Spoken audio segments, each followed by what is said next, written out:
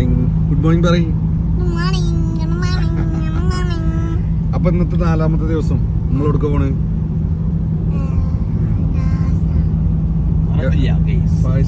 എവിടെ പോണ്? ബ്ലോക്കല്ല, അത് കാണാം നമുക്ക്.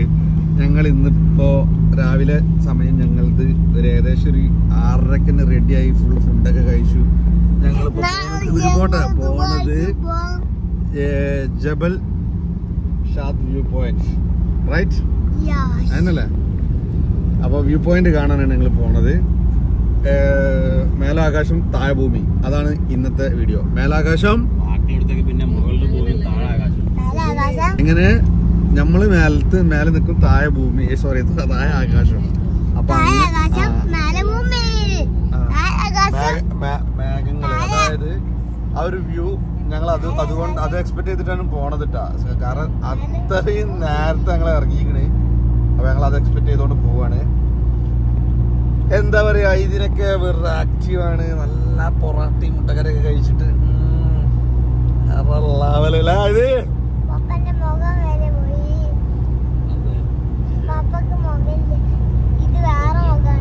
മഴ പെയ്യുന്നുണ്ട്, ഒരു മഴ ദിവസം. അപ്പൊ ഗായ്സ്, അപ്പൊ ഇനി അവിടെ നിന്ന് നമുക്ക് കാണാം ഗായ്സ്. ഇനി നമുക്ക് 61 കിലോമീറ്റർ 57 മിനിറ്റ് ഉണ്ട്. നമ്മള് ഏകദേശം ജബൽ സംഹാൻ വ്യൂ പോയിന്റിന് അടുത്തെത്താറായി. ഇവിടെ തന്നെ നോക്കുമ്പോഴൊക്കെ കാണാൻ സാധിക്കുന്നുണ്ട്. നല്ല അടിപൊളി അടിപൊളി അടിപൊളി വ്യൂ ആണ് കണ്ടോണ്ടിരിക്കുന്നത്. എല്ലാ എഴുതിക്കൂട്ടാ മോനെ സൺറൂഫിൽ നിൽക്കുന്നൊക്കെ ഇത് തന്നെയാണ് വ്യൂ പോയിന്റ്. അങ്ങനെ ഇന്ന് രാവിലെ എണീറ്റ് വന്നു, അതായത് ഏകദേശം ഒരു 5:30 സുബീസ്കാരം കഴിഞ്ഞ് നമ്മൾ ഇറങ്ങി.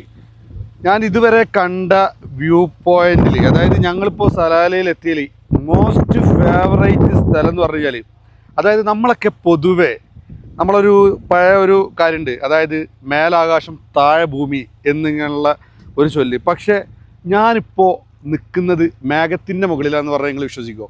എന്നാൽ അങ്ങനെയുള്ള ഒരു സ്ഥലമാണ് ഞാൻ നിങ്ങൾക്ക് കാണിച്ചത്. ഇതാ കണ്ടോ, ഇത് നോക്കാം, ഈ ഒരു വ്യൂ നിങ്ങൾ നോക്കാം.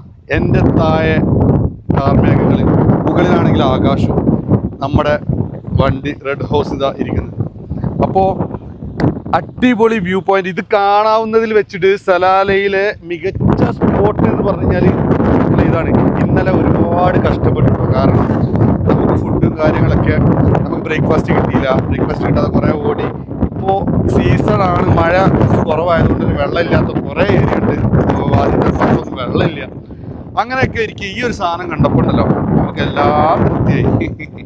അടിപൊളി മക്കളെ. കാരണം ഇവിടുന്ന് ഫോട്ടോസ്, റീൽസ് നമ്മൾ ഇൻസ്റ്റാഗ്രാമിൽ ഫോളോ ചെയ്താൽ അതിൽ റീൽസ് കാര്യങ്ങളൊക്കെ വരുന്നുണ്ട്. വൗ! താഴെ കാർമേഘം, മുകളിൽ ആകാശം, ഞാനിതാ നടുവിലാണ് നിൽക്കുന്നത് ഗൈസ്.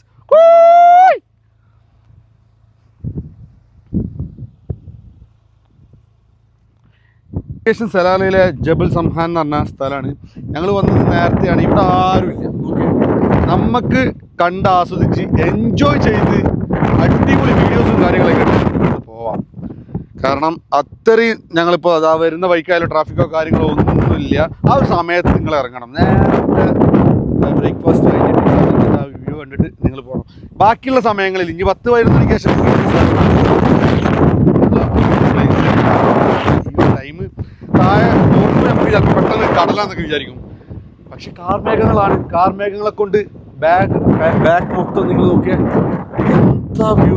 ഇത് സത്യം പറഞ്ഞു കഴിഞ്ഞാൽ എൻ്റെ ലൈഫിൽ ഫസ്റ്റ് ടൈമാണ് ഇതുപോലെയുള്ളൊരു വ്യൂ കാണുന്നത്. ഞാൻ അസർബൈജാൻ പോയിട്ടുണ്ട്, പിന്നെ ബാംഗ്ലൂർ, അങ്ങനെയുള്ള സ്ഥലങ്ങളൊക്കെ, നീലഗിരിയൊക്കെ നിങ്ങൾ കണ്ടിട്ടുണ്ടാവുമല്ലോ.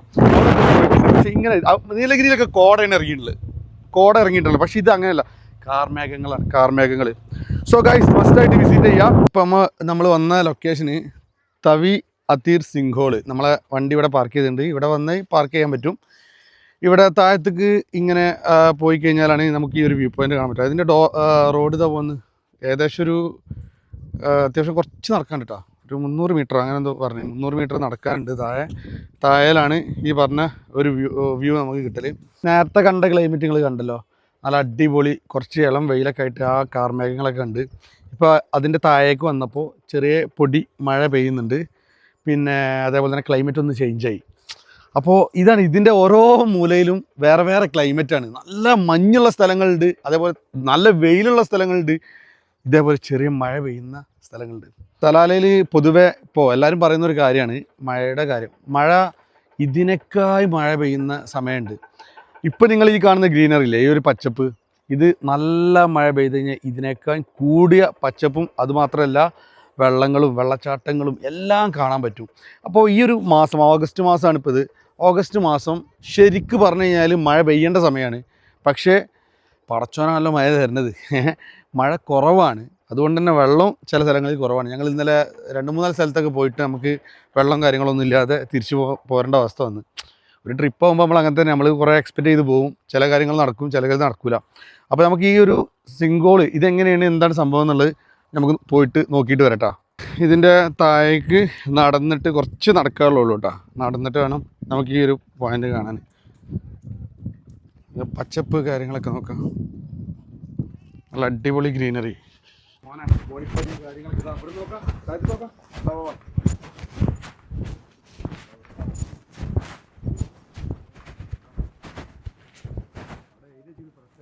ഹെവി ഡേഞ്ചർ ആണെന്നുള്ള ഏരിയ വാണിംഗ് കയറാം. അതിൻ്റെ അപ്പുറത്തേക്ക് ചെല്ലുന്നത് ഈ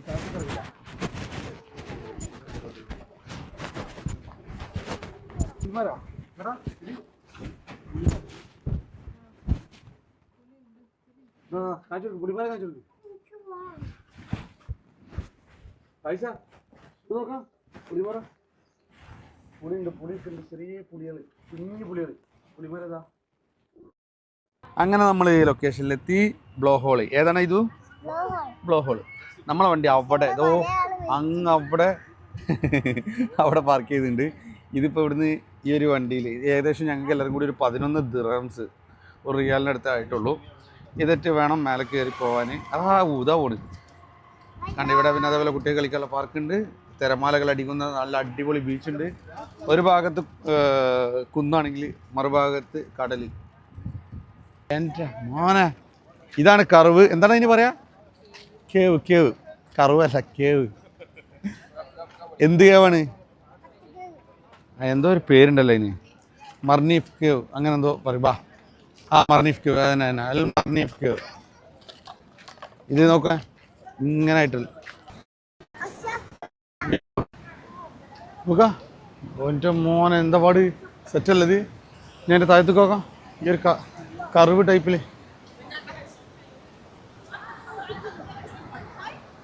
വന്നിട്ട് ഒരു ബീച്ച് സൈഡിലേക്ക് നോക്കുമ്പോലെ സൂപ്പർ വ്യൂട്ടാ. കടലൊക്കെ നീലക്കടലാണ്, നീലക്കടൽ. ഇതിൻ്റെ താഴത്തേക്കുള്ള വ്യൂ ഒക്കെ നോക്കാം.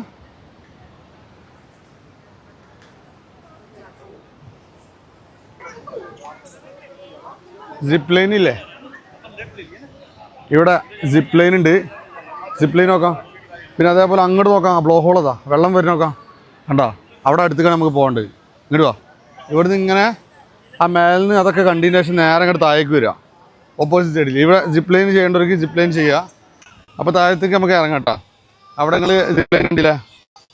സിപ്പ് ലൈൻ ചെയ്യണമെന്ന് നമുക്ക് പേഴ്സണൽ ക്യാമറ കാര്യങ്ങളൊന്നും ഇവിടെ യൂസ് ചെയ്യാൻ പറ്റില്ല കേട്ടോ, അത് ചെയ്യണ സമയത്ത്.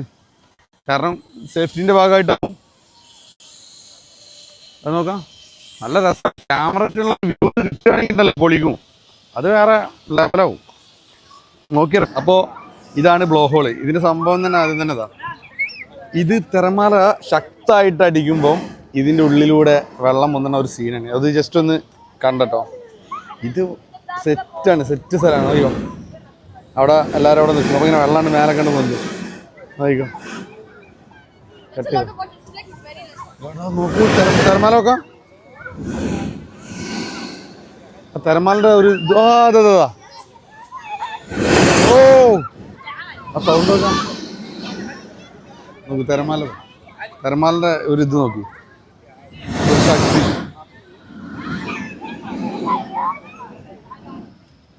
ഇനി നമ്മൾ കാണാൻ പോകുന്ന location ഷാത്ത് view point.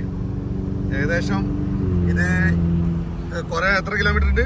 25 kilometre, 30 minute മേലേക്ക് കയറി പോണം. അപ്പൊ ഈ ഒരു പോണ ഈ ഒരു വഴി കാണാൻ നല്ല ഭംഗിയാണ്. അതിന്റെ മേലോട്ട് കയറി പോണം.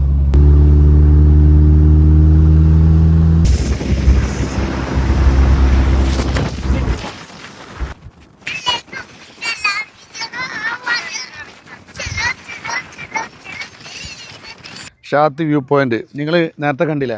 അവിടുന്ന് ഇങ്ങോട്ട് കയറി നല്ല ട്രാഫിക് ആയിരുന്നു. അത്രയും നോക്കാം, ഇത്രയും വണ്ടികളുണ്ട് ഇവിടെ. ഇത് മാത്രമല്ല, താഴെയൊക്കെ വണ്ടി പാർക്ക് ചെയ്തിരുന്നു. അപ്പോൾ നമ്മളെ ഇവിടെ ഇപ്പോൾ നമുക്ക് 4x4 വണ്ടി വേണമെന്നൊന്നുമില്ല കേട്ടോ. നമ്മളെ വണ്ടി തന്നെ കൂളായിട്ട് കയറി പോകുന്നു. കുറച്ച് എനിക്കൊരു ഡൗട്ട് ഉണ്ടായിരുന്നു, ഇങ്ങോട്ട് കയറി പോരുമോ എന്നുള്ളൊരു ഡൗട്ട് ഉണ്ടായിരുന്നു. കാരണം നമ്മളെ വണ്ടി ഇങ്ങോട്ട് പോകുമെന്നുള്ളത്, കാരണം ലോ പ്രൊഫൈൽ ടയറല്ലേ വണ്ടി മസ്താങ്ക. അപ്പോൾ നമ്മൾ ആ ഒരു വ്യൂ പോയിന്റിലേക്ക് നടന്നുകൊണ്ട് പോവാണ്. അപ്പോൾ ഞാൻ കാണിച്ചു തരാം ബാക്കി കാര്യങ്ങളൊക്കെ. അപ്പോൾ ഗ്ലാസ് ബ്രിഡ്ജ് ഉണ്ട് ഇവിടെ. അപ്പോൾ അതിന് വേണ്ടിയിട്ട് ടിക്കറ്റ് എടുക്കാൻ വേണ്ടിയിട്ട് ടിക്കറ്റ് കൗണ്ടർ ഉണ്ട്. എത്ര ചാർജ് എന്നുള്ളത് അറിയില്ല കേട്ടോ, അത് നമുക്ക് ചോദിച്ചു നോക്കാം. അപ്പോൾ ഇതുപോലുള്ള സീനറികൾ, നല്ല അടിപൊളി വ്യൂ, ആ ഗ്ലാസ് ബ്രിഡ്ജിൽ നിന്നുള്ള വ്യൂ കാണാൻ സാധിക്കും.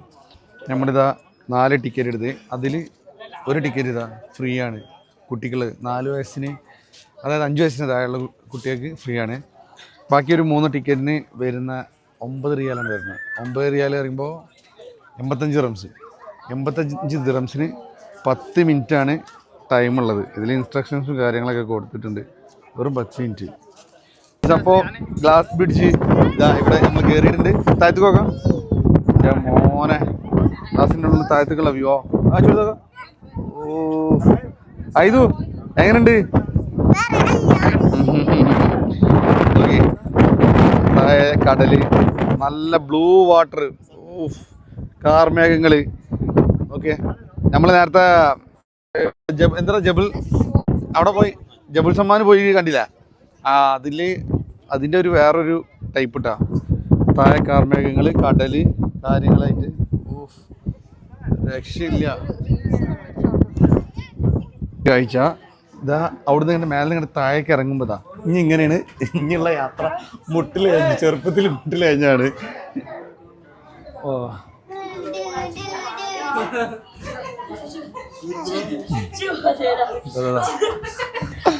പണ്ട് ചെറുപ്പത്തിലെ മുട്ടിൽ കഴിഞ്ഞ് ഇതെപ്പോഴാണ് നമ്മൾ കുഞ്ഞ് ചെയ്യണത്.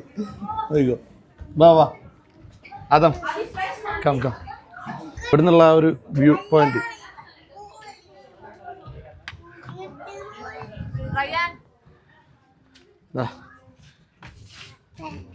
ഇങ്ങനെ വന്നിട്ട് ഇവിടെ നിന്നുള്ള വ്യൂ പോയിന്റ് ആണ് ഇപ്പം നിങ്ങൾ കാണാൻ. ഇടുക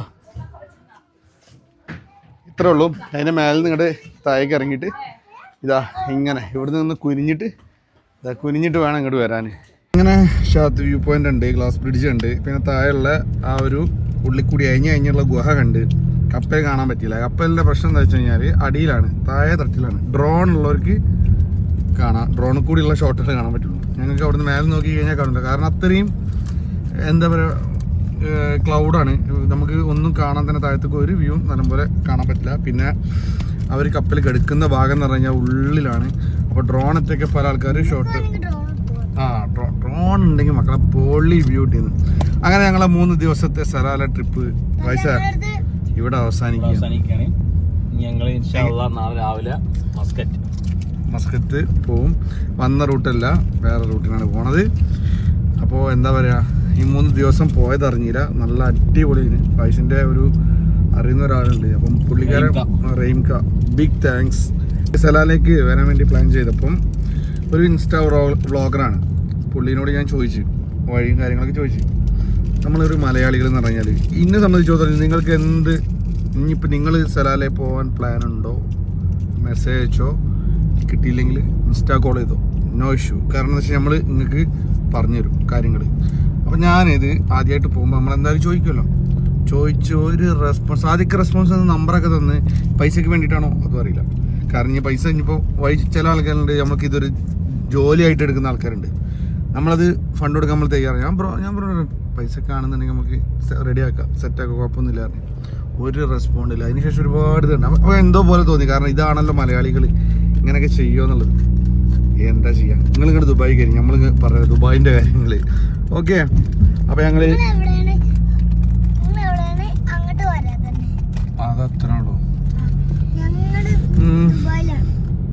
യെസ് ഗൈസ്, അങ്ങനെ ബൈ ബൈ, സലാല. അടുത്ത ഇനി ഇൻഷാല്ല പുതിയ നല്ല കാഴ്ചകളൊക്കെ ആയിട്ട് ഞങ്ങൾ വരും. എല്ലാവരും സപ്പോർട്ട് ചെയ്യുക. എല്ലാവരും വീഡിയോ കണ്ടെങ്കിൽ താങ്ക്സ് എന്ന് പറയണം. ഞങ്ങൾ എന്തായാലും കാണിച്ചു തരും ദുബായ്. ഓക്കെ, അപ്പൊ ഞങ്ങൾ ബൈ പറഞ്ഞ പൈസ. ബൈ.